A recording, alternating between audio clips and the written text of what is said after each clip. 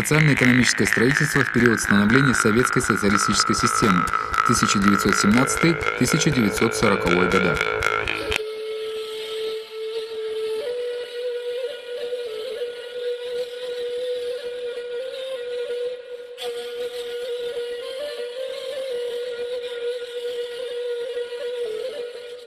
Основы советской аграрной политики. С установлением диктатуры пролетариата коммунисты во главе с Лениным приступили к решению одной из самых злободневных проблем – земельного вопроса. В соответствии с потребностями подавляющей части крестьян, составлявших основу населения России, на вооружение была принята политика обобщения земли и закрепления ее за государством. Согласно принятому советской властью декрету о земле, все земли объявлялись государственной собственностью. Декрет определил следующие основные направления аграрной политики советской власти. Ликвидация частной собственности на землю, конфискация земель у крупных землевладельцев. Раздел земли между хозяйствами равноценными долями по принципу «землю тем, кто ее возделывает». Закрепление прав хозяйственников на землю. Аннулирование всех долгов крестьян, кредиторам и арендодателям, ликвидация натуральных и денежных податей. Оказание материально-технической и финансовой помощи крестьянам для создания своего хозяйства. Организация первичных сельскохозяйственных кооперативов по совместной обработке земли. Эти положения аграрной реформы претворялись в жизнь с учетом местных особенностей и на окраинах России. С первых дней советской власти в Кыргызстане аграрные отношения начали претерпевать коренные изменения. Крестьяне-бедняки и середняки освобождались от натуральных и денежных налогов. Их долги кредитным организациям и ростовщикам-банкирам аннулировались. Земли, не состоявшие в индивидуальном пользовании, объявлялись государственной собственностью и передавались под надзор местным органам власти. В результате 326 тысяч десятин земли в Кыргызстане были определены как государственные. На этих землях позже создавались совхозы и коллективные хозяйства. Часть была передана безземельным крестьянам. Крестьяне стали использовать на свои нужды и лесные богатства. Для постройки дома и обустройства хозяйства им выделялись строительные материалы по сниженным ценам или бесплатно. Особую помощь советская власть оказала крестьянам в восстановлении и строительстве ирригационных систем. По инициативе Ленина 17 мая 1918 года был принят декрет об организации поливных работ в Туркестане, в соответствии с которым в Чуйской долине планировалось орошение и освоение 94 тысяч десятин земель. Для развития ирригационных систем Туркестана государство выделило 50 миллионов рублей, из них 3 миллиона на освоение водных ресурсов реки Чу Пишпекского уезда. Все объекты оборудования и техника Чуйской гидросистемы были переведены в государственную собственность. Благодаря строгому народному контролю при первоначальном распределении земель особое внимание уделялось справедливому и равному наделению земельными долями кыргызских и русских крестьян. Это в большей мере способствовало сглаживанию обостренных отношений между русскими и кыргызами, постепенному налаживанию дружеских отношений и взаимодоверия. В русских селах начался процесс добровольного принятия в свои общины кыргызских землевладельцев. Им на равных правах выделялись земельные наделы. Вместе с тем, проводимые до 20-х годов земельные преобразования затронули лишь небольшую часть крупных землевладельцев – кулаков, баев и манапов. Большая часть земель продолжала оставаться в частной собственности. На проходившем в январе 1921 года Первом краевом съезде казахских и кыргызских бедняков в Туркестанской ССР особо подчеркивалось, что без возврата захваченных переселенцами земель положение кыргызского народа исправить невозможно. Для наведения порядка и справедливости в земельном вопросе Революционный комитет Жетысуйской области 4 февраля 1921 года подписал постановление о проведении земельно-водной реформы. Земельно-водные реформы. Проводимые в начале 20-х годов земельно-водные реформы ставили своей целью исправить существующее с царских времен неравенство между кыргызскими дихканами и русскими крестьянами по отношению к земле и воде. Для этого необходимо было провести мероприятия по изъятию излишков земли у русских крестьян, перемещению русских хуторов и сел, обосновавшихся у водоразделов, и на пересечениях скотоперегонных путей. Предстояло передать беднякам и безземельным беженцам принадлежавшие местным баям пастбища и угодья. Помимо обеспечения пастбищами становились еще задачи по наделению кочевого народа пахотными землями, оказанию денежной помощи, предоставлению сельскохозяйственных орудий, семян и другое. Основные мероприятия земельно-водной реформы были осуществлены в 1921-1922 годах. Реформы проводились в регионах, наиболее подвергнутых царско-помещической колонизации – Верницком, Пишпекском, Каракольском уездах Жетысуйской области, Ауле-Атинском, Таласская долина, Чимкентском, Ташкентском уездах Сырдарьинской области, Джалабадском и Мархаматском уездах Ферганской области. В итоге земельно-водной реформы 21-22 годов и социалистической политики распределения земель были уравнены земельные площади, занимаемые кыргызскими и русскими крестьянами. Увеличилось число кыргызских хозяйств, осевших на земле. Все это привело к расширению пахотных земель и улучшению их обработки. Весной 1923 года начался второй этап реформы и проведения всеобщего землеустройства населения Жетысуйской области. Реформа 1923-1926 годов имела социалистическую направленность и преследовала цели переориентации крестьян с индивидуального землепользования на коллективное хозяйствование. По решению советского правительства каждый крестьянин был волен в выборе индивидуальной или коллективной формы землепользования. Кроме того, земледельцам предоставили право использовать наемный труд. Населению, перешедшему к оседлому хозяйству, сроком на 10 лет предоставлялись сельскохозяйственные орудия, тягловый скот, семена. Бесплатно передавался строительный материал для возведения дома и хозпостроек. Оседлые крестьяне на 5 лет освобождались от государственных и местных налогов. Предусматривалась агротехническая и другая помощь. Центральный исполнительный комитет и Совет народных комиссаров Киргизской АСР 12 ноября 1927 года принял декрет о проведении земельно-водной реформы на юге Кыргызстана. По итогам этой реформы все крестьяне получили землю и сельскохозяйственные орудия. В результате реформы были ликвидированы феодально-помещичьи владения, что коренным образом подорвало патриархально-феодальные отношения. Основную часть сельского населения стали составлять крестьяне-середняки. Тогда в ходе реформы было организовано 65 колхозов. Благодаря проведенному землеустройству кочевое население стало переходить к оседлому образу жизни. Еще до сплошной коллективизации 40 тысяч кыргызских кочевых животноводческих хозяйств стали оседлыми. В итоге натуральное животноводство все больше переходило к товарному крестьянскому производству. Кооперации и коллективные хозяйства. В те годы высказывались различные мнения о форме кооперации кочевого народа. Они предлагали организовывать их на родовой или родственной основе, другие видели верный путь в классовом построении. В регионах с оседлым населением кооперации образовывались по образу кооперативов центральных областей СССР. Интенсивный рост кооперации наметился с проведением аграрных реформ. Крестьяне-кыргызы, не прошедшие дореволюционной школы буржуазной кооперации, начали объединяться в различные формы социалистической кооперации. Еще в годы гражданской войны получили развитие простые виды кооперации. В Кыргызстане были созданы животноводческие товарищества «Чолпон» в 1924 году и «Аксай» в 1925. Количество коопераций возросло после образования Кыргызской автономной области. К октябрю 1925 года в Кыргызстане имелось 232 сельскохозяйственных кооператива, членами которых состояло 21 800 человек. Начиная с 1926 года кооперативное движение в Кыргызстане возглавил Совет кооперации Кыргызской АСР, сыгравший большую роль в его развитии, налаживании отношений с государственными органами, ведении борьбы против индивидуалистических тенденций. Только за период с 1926 по 1928 года число кооперативов выросло с 30 тысяч до 35.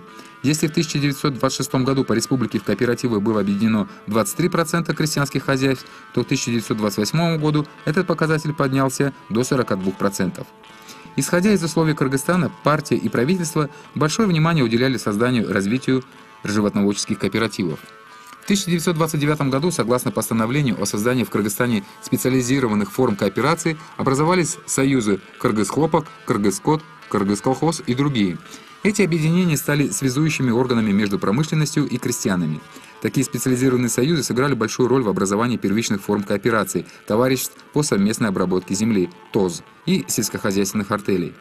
Этому процессу способствовали и окрепшие к тому времени колхозы, созданные в период конфискации земель у баев и кулаков. В 1925 году в Кыргызстане было 64 колхоза, 6 совхозов. Советское правительство оказывало им всестороннюю поддержку. В Чуйской долине и в Каракольском уезде еще в 1924 году были организованы, соответственно, хозяйства Аламедин и Тактаян, которые достигли высоких экономических показателей. В них выращивали племенных коров, организовывали молочно-товарные фермы, работали цеха по производству сыра. С них брали пример. К концу 1928 года в Кыргызской ССР функционировало 5 коммун, 103 ТОЗа, 180 сельскохозяйственных артелей. Однако такие объединения охватывали лишь 1,7% крестьянских хозяйств, 5700, из них только 3% были организованы в колхозы. Под влиянием новой экономической политики в структуре крестьянских хозяйств повысилась доля крестьян-середняков, наметилась стойкая тенденция к уменьшению бедняцких хозяйств. Однако в рассматриваемый период в селах и аулах была еще велика безработица. Даже получив землю, многие крестьяне из-за нехватки сельхозорудий и семян не в состоянии были ее обрабатывать. Коллективизация – окончательный переход к оседлости. Провозглашенная в 20-е годы новая экономическая политика предполагалась в качестве долголетней стратегии развития СССР. Индустриализация страны, кооперирование крестьян, повышение материального и культурного уровня населения планировалось провести в соответствии с принципами новой экономической политики. Это должно было позволить провести кооперацию крестьян без насилия со стороны государства экономическими методами эволюционным путем. Поняв преимущество кооперации, крестьяне сами бы потянулись к объединению. Образовавшиеся на начальных этапах новой экономической политики кооперативы подтвердили правильность этой линии. Однако этот курс, сложившийся на гребне новой экономической политики, в конце 20-х годов был подвергнут коренной переориентации. Главной и основной целью была объявлена индустриализация страны. Все другие отрасли народного хозяйства должны служить подспорьем в деле реализации поставленной сверхзадачи. Направление на индустриализацию вылилось таким образом в прямую и косвенную экспроприацию крестьян. Вновь были возрождены методы продразверстки. Теперь крестьяне лишались возможности свободно продавать излишки зерна. Их предписывалось сдавать государству по низкой цене. Крестьян, оказывающих сопротивление, объявляли кулаками и привлекали к судебной ответственности, а зерно конфисковывали. Еще более жестокую форму приобрела политика ликвидации эксплуататорских классов. Наряду с ликвидацией эксплуататорских классов проводилась политика подавления любой самостоятельности крестьян путем изъятия у них средств производства и передачи в ведение государства. В целях реализации этой задачи Иосиф Сталин летом 1929 года провозглашает лозунг сплошной коллективизации сельского хозяйства. Таким образом, для приобщения села к социалистическому укладу был начат великий перелом. 5 января 1930 года ЦК ВКПБ принял постановление о темпах коллективизации и государственных мерах по поддержке колхозного строительства, в котором были намечены даже сроки проведения коллективизации. Коллективизация проводилась под непосредственным руководством сталинского административно-командного аппарата. Местные партийные и советские органы республики старались опередить друг друга в масштабах коллективизации на местах, предпринимали все меры для завершения ее раньше срока. Это обусловило быстрые темпы коллективизации в республике в январе-феврале 1930 года. Если в 1929 году всего 6,6% крестьян состояло в колхозах, то к марту 1930 этот показатель достиг 37%. Из некоторых районов с кочевым населением стали поступать рапорты о полном охвате животноводов колхозами. Однако это не соответствовало действительности. Созданные в спешке колхозы быстро разваливались. До сентября 1930 года из таких колхозов вышло 32,5 тысяч хозяйств. Усиление произвола и насилия при проведении коллективизации приводили к разорению сельского хозяйства, подрыву и развалу животноводства. Население, не желающее отдавать скот в общественные хозяйства, продавало его за бесценок и резало сверх всяких нужд. В результате в 1930 году поголовье крупного рогатого скота сократилось на 24,5%, лошадей на 18,5%, овец и коз на 15,5%. В итоге тотальной конфискации зерна не осталось семян на весенний сев. В марте 1930 года Иосиф Сталин в своей статье «Головокружение от успехов» выступил с критикой перегибов, допущенных в ходе коллективизации. Вместе с тем не ставился вопрос о пересмотре самих принципов коллективизации, поэтому и на следующий год в этом деле допускались такие же ошибки. По решению Кыргызского обкома ВКПБ в 1931 году была проведена сплошная коллективизация в Аламединском, Рыбачинском, Каракольском, Карабалтинском, Кировском, Сталинском и Чуйском районах. Это позволило рапортовать, что основная масса крестьян Кыргызстана уже перешла к колхозному строительству. Практиковавшиеся с начала кампании сплошной коллективизации, перегибы повторились и в 1932-1933 годах. В 1940 году в колхозы и совхозы входило 98,9% крестьянских хозяйств. После укрепления колхозов на каждое из них в среднем приходилось по 106 хозяйств. Таким образом, процесс коллективизации сельского хозяйства Кыргызстана, предусмотренный третьим пятилетним планом, был завершен до начала Великой Отечественной войны. Перевод кочевых и полукочевых хозяйств к оседлости. Коллективизация сельского хозяйства в Кыргызстане проводилась параллельно с переводом кочевых и полукочевых хозяйств на оседлый образ жизни. Процесс закрепления кочевника к постоянному месту жительства был начат еще в первые годы советской власти в ходе земельно-водной реформы. К концу 20-х годов на оседлый образ жизни перешли 42 тысячи кочевых хозяйств. Однако к началу 30-х годов в Кыргызстане оставалось 85 тысяч все еще незакрепленных хозяйств. Для успешного завершения коллективизации их необходимо было привести к оседлости. Для руководства кампании по приведению к оседлости кочевых и полукочевых хозяйств при Совете народных комиссаров Кыргызской ССР был организован комитет по оседлости в нижестоящих структурах секторы в районах отделы.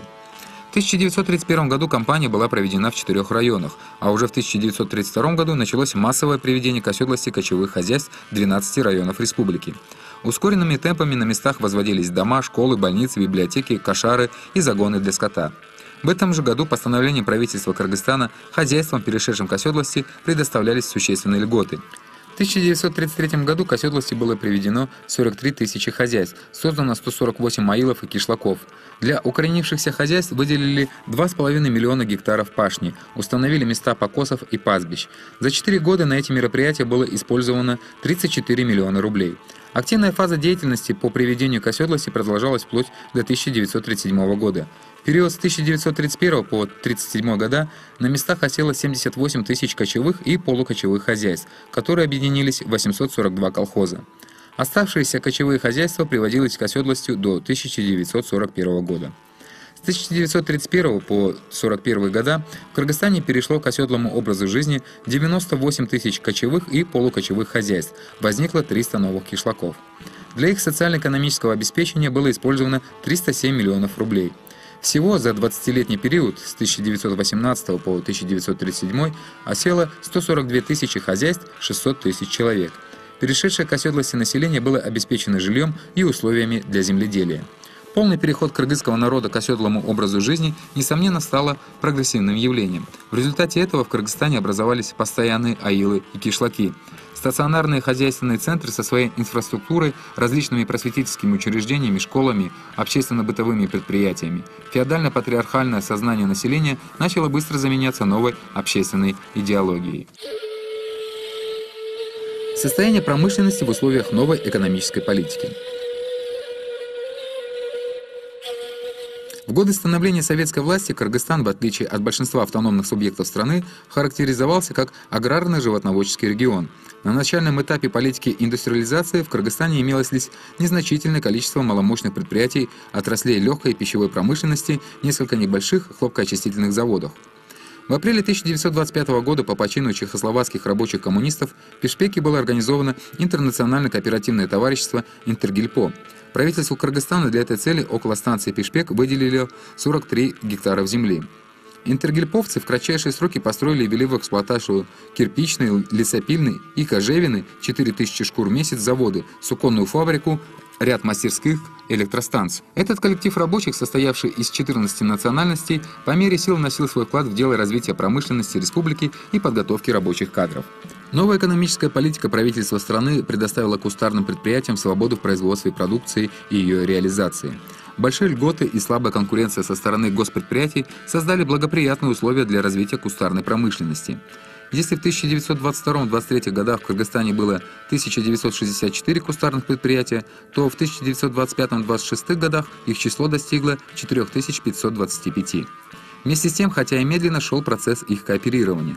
В 1925 году было организовано 30 промышленных артелей, объединивших 11% кустарей. В период за 1920-1924 года валовая продукция мелких производителей выросла по республике на 41%. Продукция, произведенная кустарными предприятиями в 1925 году, составила 55% от произведенной в 1914. Однако, в общем, Кыргызстан продолжал оставаться аграрной страной. В 1926 году доля промышленного производства составляла по отношению к валовой продукции народного хозяйства республики всего 2,3%. Следовательно, остальные 97,7% продукции были произведены в полеводстве и животноводстве. Для осуществления задач социалистического строительства в кратчайшие сроки необходимо было перейти к крупной машинной промышленности. Проходивший в декабре 1925 года 14-й съезд ВКПБ, хотя и не ставил в повестку дня специальный вопрос о промышленности СССР, определил курс на индустриализацию страны. В соответствии с всесоюзными планами в Кыргызстане началась работа по превращению республики в аграрно-индустриальный регион. Темпы прироста промышленного сектора были заданы с превышением общесоюзного уровня. Все это предусматривало ликвидацию технико-экономического отставания республики, качественный рост рабочих кадров местных национальностей, создание прослойки научно-технической интеллигенции. 10 декабря 1929 года Вторая сессия Верховного Совета Кыргызской ССР приняла первый республиканский пятилетний план, разработанный на основе общесоюзного плана.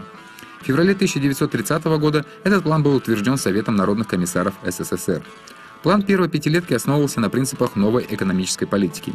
Но реализация задач индустриализации в Кыргызстане, ранее не прошедшем стадию капиталистического развития, была сопряжена с большими трудностями. Кочевой образ жизни кыргызского народа, преобладание укоренившихся патриархальных отношений, отсталость социального уклада, поголовная неграмотность населения, противодействие классовых врагов – все это тормозило темпы индустриализации.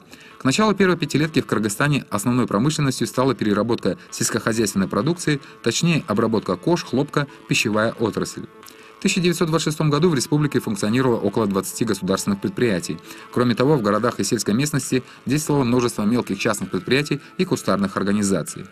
С 1930 года принципы новой экономической политики стали кардинально пересматриваться. Сталинская административно-командная система начала набирать силу. Усилились бюрократизм, навязывание субъективных планов и требования неукоснительного их исполнения. Все это на корню разрушало хозяйственный учет и товарно-денежные отношения, входившие в практику. Несмотря на трудности, в Кыргызстане за годы первого пятилетнего плана были введены в действие 41 промышленное предприятие. Среди них были металлообрабатывающий механический завод, мясокомбинат, мукомольный комбинат, рисоочистительный завод во Фрунзе, сахарный завод в Канте, механико-ремонтный завод в Карасу, завод по производству черепицы в Таласе и так далее. Приступили к промышленному производству продукции 5 кирпичных заводов, переоборудован шелкокомбинат в Аше, начато строительство сахарных заводов в Новотроицке и Карабалте. В первой пятилетке в Кыргызстане вступило в строй 11 больших и малых электростанций. Это и стало основой развития индустриализации. В 1932 году в республике работало 1500 предприятий, из них 106 крупных.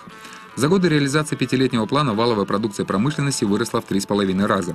Доля промышленности в народном хозяйстве республики выросла до 23,5%. В январе 1935 года 4-й съезд Советов Кыргызской ССР в соответствии с общесоюзным планом принял второй пятилетний план развития народного хозяйства. Согласно этому плану выделялись крупные капиталовложения в промышленность республики, особенно в угледобывающую отрасль. Во второй пятилетке, в отличие от первой, основное внимание уделялось введению в эксплуатацию новых предприятий, основанных на использовании передовых технологий. В 1935 году началась разработка Ташкумырского угольного месторождения. Были реконструированы и оборудованы новыми механизмами шахты. Это обусловило большой прирост добычи угля в республике. На более высокий уровень была поставлена разработка нефти. Обеспечивался стабильный прирост в легкой и пищевой промышленности. Таким образом, промышленность Кыргызстана за годы первой и второй пятилеток поднялась на новую ступень и приобрела качественное новое содержание.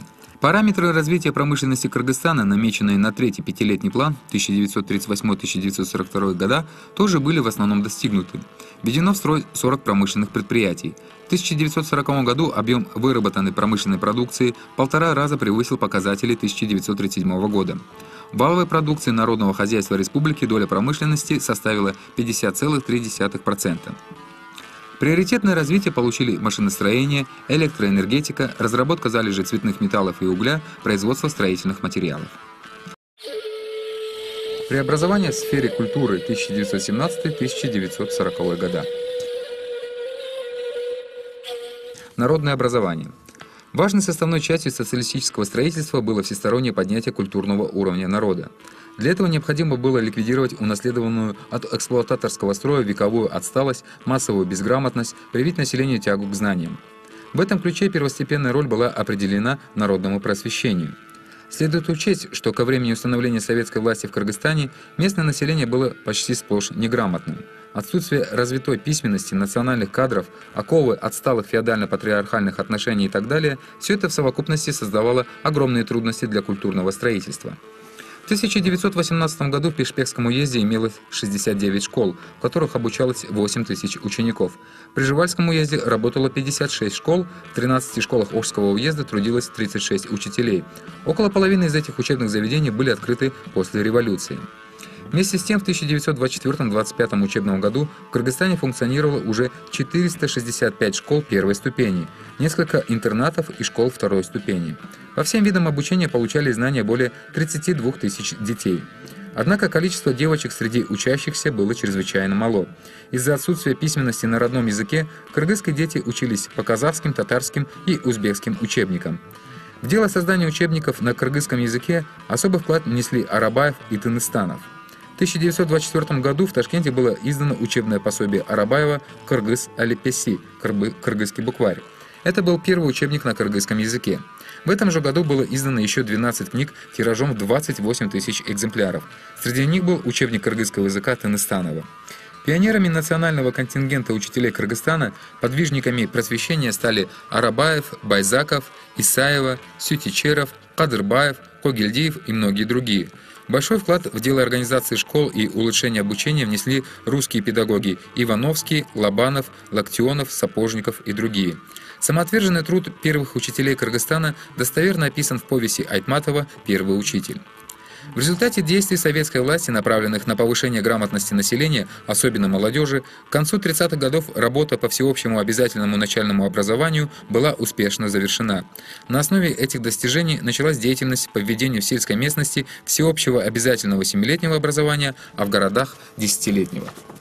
В 1932-1933 учебном году впервые в истории Кыргызстана вступил в строй высшее учебное заведение – Кыргызский государственный педагогический институт, современный Кыргызский национальный университет. Большую часть становления и развития этого учебного заведения оказали прибывшие из Москвы, Ленинграда и других городов ученые-педагоги.